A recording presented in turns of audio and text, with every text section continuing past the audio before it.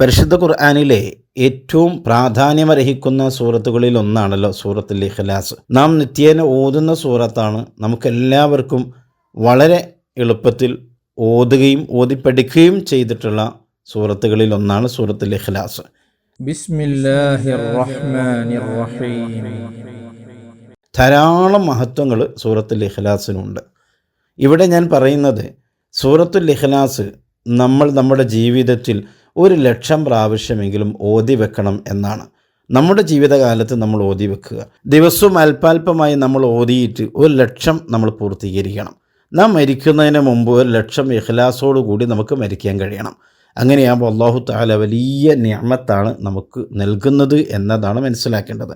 ഇവിടെ ഞാൻ പറയുന്നത്, ഒരു രോഗിയായൊരു മനുഷ്യൻ അയാൾ രോഗിയായി കിടക്കുന്ന സമയത്ത് സൂറത്തുൽ ഇഖ്ലാസ് ഓതുകയും എത്ര എന്നില്ല അയാളിങ്ങനെ ഓതിക്കൊണ്ടിരിക്കുകയാണ്.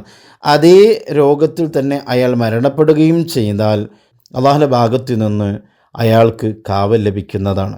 അതുപോലെ തന്നെ സൂറത്തുൽ ഇഖ്ലാസ് ഓതുകയും അതേ ഓത്തിൽ തന്നെ അവർ മരണപ്പെടുകയും ചെയ്തിട്ടുണ്ടെങ്കിൽ, അതായത് രോഗാവസ്ഥയിൽ ഓതുകയും അതേ രോഗാവസ്ഥയിൽ തന്നെ മരണപ്പെടുകയും ചെയ്തൊരു മനുഷ്യനെ അന്ത്യനാളിൽ മലക്കുകൾ ചുമന്നുകൊണ്ടായിരിക്കും അദ്ദേഹത്തെ സ്വർഗത്തിൽ പ്രവേശിപ്പിക്കുക എന്നൊക്കെ ഹദീസിൽ വന്നിട്ടുണ്ട്.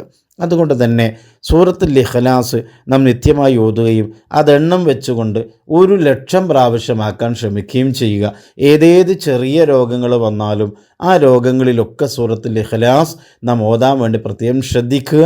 അല്ലാഹു സുബ്ഹാനഹു വ തആല നമുക്ക് സമാധാനം നൽകുമാറാവട്ടെ. നമ്മുടെ രോഗങ്ങൾക്ക് അല്ലാഹു തആല ശിഫ നൽകുമാറാവട്ടെ. സൂറത്തുൽ ഇഖ്ലാസ് ധാരാളമായി ഓതാനും പ്രത്യേകിച്ച് സൂറത്തുൽ ഇഖ്ലാസ് 1,00,000 തവണ ഓതി വെക്കാനുമുള്ള തൗഫീഖ് അല്ലാഹു തആല നമുക്ക് നൽകി അനുഗ്രഹിക്കുമാറാവട്ടെ. ആമീൻ.